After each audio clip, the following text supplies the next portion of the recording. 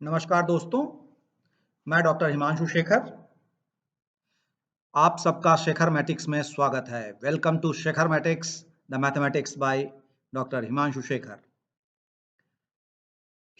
गणित को सही ढंग से समझाने के लिए मेरा हमेशा प्रयास रहा है और इस प्रयास को वीडियो के माध्यम से मैं आप सब तक पहुंचा रहा हूं। और मैंने एनसीईआरटी की कक्षा 10 की पुस्तक ली और उसके अध्याय 1 चैप्टर 1 से आरंभ कर रहा हूं। तो सबसे पहला अध्याय है रियल नंबर्स। इसको 2-3 वीडियो में मैं आप लोगों को समझाने की कोशिश करूंगा और आगे आप लोगों से अनुरोध करूंगा कि आप अगर इसमें और कुछ जानना चाहते हैं तो उससे मुझे अवगत कराते रहें। तो आइए चलते हैं संख्याओं की दुनिया में। सबसे पहले कुछ परिभाषाएं। नेचुरल नंबर अर्थात गिनती की संख्याएं जो 1 से आरंभ होती हैं। Natural number starts from 1 and continues in upward direction, that is बढ़ती हुई संख्या 1 2 3 4 5 6 1 2 3 4 5 6 7 8 अनंत तक, इन्फिनिटी तक जाती है। इसे हम नेचुरल नंबर कहते हैं। अब ये गिनती की संख्या 1 से आरंभ होती है, तो कहा गया कि ठीक है, इसमें आप शून्य जोड़ दीजिए तो ये होल नंबर बन जाएगा। अर्थात 0 से अगर आप अपनी गिनती आरंभ करते हैं तो ये होल नंबर हो जाता है। तो ये एक जरा सा बड़ा समुच्चय हुआ जिसमें एक और संख्या जुड़ गई नेचुरल नंबर में, तो वो होल नंबर हो जाती है। ये परिभाषा है।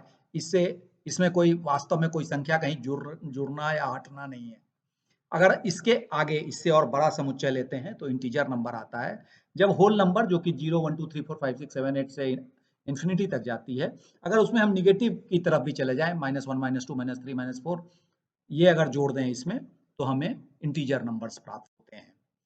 इंटीजर नंबर्स से आगे बढ़ने पे रैशनल नंबर्स होते हैं जिन्हें हम दशमलव के रूप में लिख सकते हैं, या सबसे अच्छी परिभाषा है कि जिसे हम p बाई क्यू के फॉर्म में लिख सकते हैं, जहां q का मान शून्य नहीं हो, अर्थात नीचे का। तो यहाँ पे हमें थोड़ा सा भाग के बारे में जानकारी होनी चाहिए, डिवीजन के बारे में जानकारी होनी चाहिए, जो कि मैं इस वीडियो में भी बता रहा हूँ।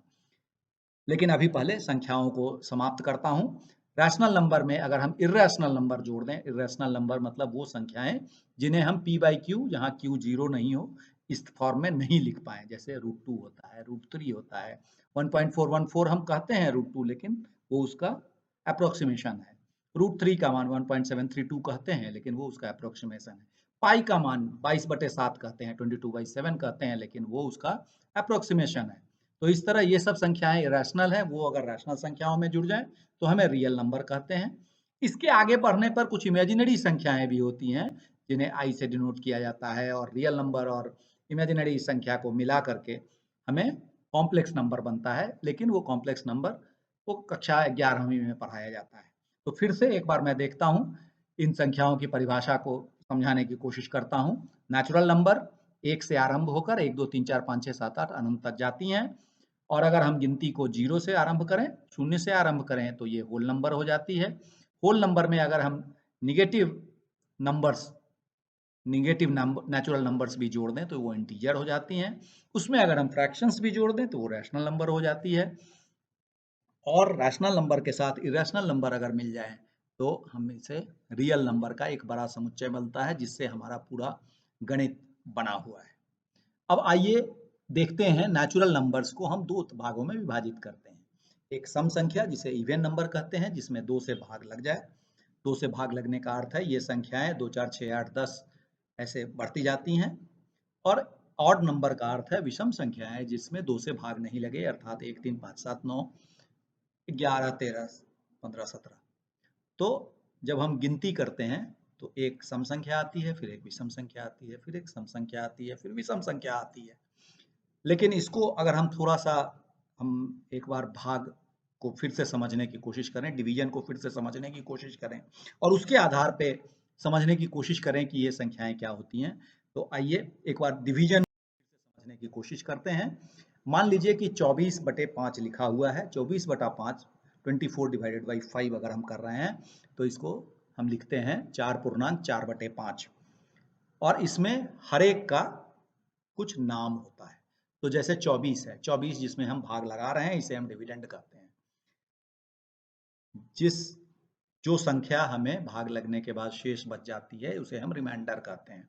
जिससे हम भाग लगा रहे हैं उसे हम डिवाइजर कहते हैं, भाजक। उसके बाद जो पूर्णांक होता है या जो भागफल होता है उसे हम कोशेंट कहते हैं। तो जब यहाँ पे शेष जो बच रहा है 4, अगर मान लीजिए कि डिवाइजर 2 रखा जाए, 2 रखा जाए और उसके बाद रिमाइंडर 0 हो जाए, तो जिन संख्याओं में ऐसी परिस्थिति आती है उन संख्याओं को सम संख्या कहा जाता है। अर्थात दो शर्तें हैं, पहली डिवाइजर 2 हो और रिमाइंडर 0 हो, तो वो संख्याएं ऐसे भाग में जो भी डिविडेंड होगा वो सम संख्या होगी। जैसे 24 है, अगर यहाँ 5 की जगह 2 लगा दूं तो पूर्णांक हो जाएगा 12 पूर्णांक 0/2, तो 12। तो इसका अर्थ हुआ कि ये संख्या 2 से विभाजित हो रही है क्योंकि शेष 0 है, और इसका अर्थ है कि ये 24 जो है सम संख्या है। मान लीजिए किसी भी डिवाइजर के लिए अगर इस तरह की हमें शर्तें बनानी है जिसमें रिमाइंडर 0 हो जाए तो क्या होगा, तो कहा जाता है कि रिमाइंडर अगर 0 हो जाए तो जो डिवाइजर है और जो कोशेंट है, जो भाजक है और जो भागफल है, दोनों को फैक्टर कहा जाता है, और जो डिविडेंड होता है उसे मल्टीपल कहा जाता है।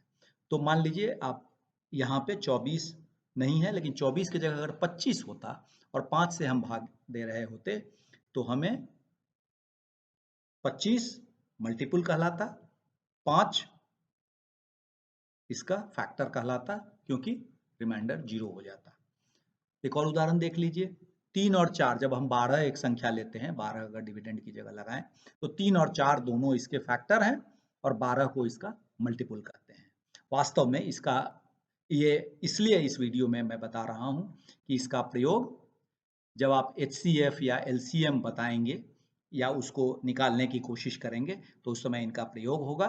HCF is called highest common factor, जहाँ और फैक्टर की व्याख्या अभी की गई, और LCM का अर्थ है लीस्ट कॉमन मल्टीपल, तो जो मल्टीपल यहाँ बताया गया है जो डिविडेंड के रूप में है।